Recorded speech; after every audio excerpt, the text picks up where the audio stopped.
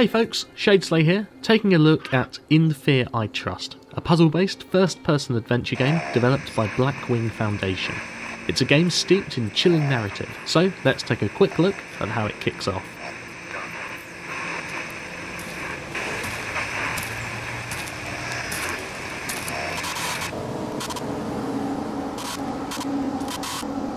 We've been looking forward to meeting you.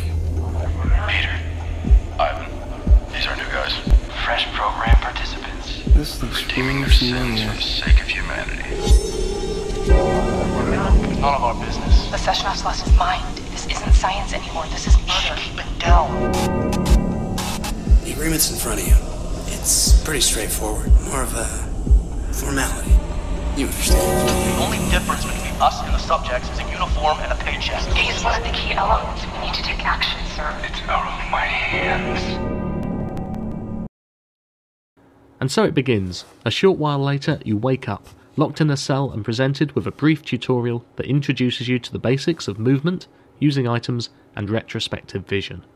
With a little elbow grease and the aid of a conveniently discarded spanner, you'll escape your confinement and be left to explore the abandoned facility. Without any objectives to work towards, you'll eventually conclude that your aim is to escape. You move through the environment using dual thumb pads.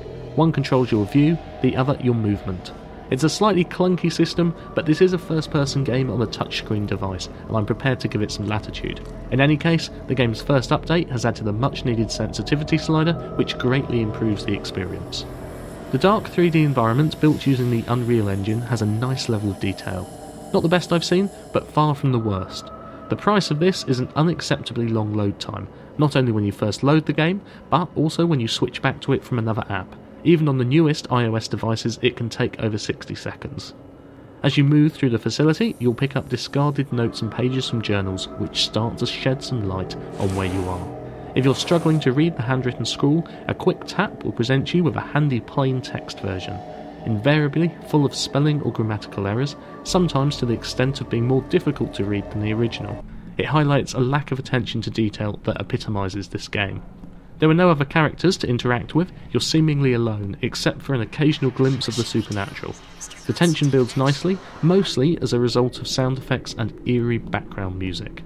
Wearing headphones whilst playing, as the game suggests you should, leaves you alone with the sound of your own breathing and some creaking floorboards.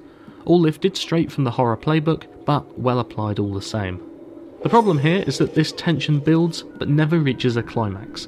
This is a puzzle adventure game, the emphasis is on exploring, you're never in any danger, there's no risk.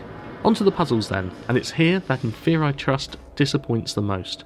Some of the puzzles need to be solved to progress, others reward you with items that advance the plot. One thing that they all have in common is that they are generally uninspiring and unrewarding. This is mostly due to the poorly conceived retrospective vision, a mechanic that combines the room's eyeglass and hint system into one.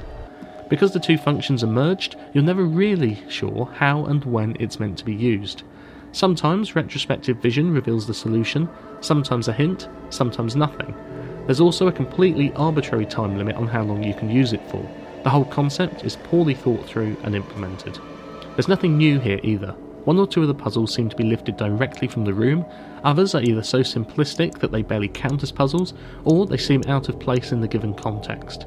The room, with its mystical setting, can get away with some strange mechanics, but I don't understand why the Versa Lab has a set of old-fashioned scales which need to be balanced to open a secret drawer in the bottom. There are plenty of other inconsistencies too. Although this is a Russian facility, there seems to be a mix of Russian and English used in literature and decor throughout. The actors speak English too, and you seem to be American. Again, it comes back to a lack of attention to detail in the game's design. So, my verdict. In Fear I Trust has the potential to be a decent adventure game. The story is already compelling, and there's plenty of scope for this to develop in planned future episodes. I can't find fault with the sound or the visual design either, so some of the core elements are certainly there. The reason that I've waited so long to review this game is that bugs in the initial release made it largely unplayable.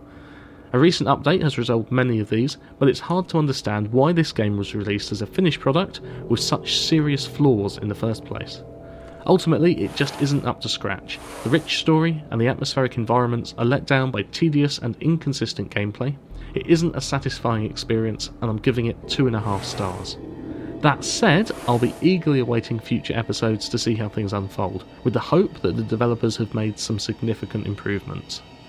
In Fear I Trust was released on the 23rd of January and is available for £1.99 or $2.99 US money from the App Store. I won't recommend that you rush off and play it, but if you do, leave a comment and let me know what you think.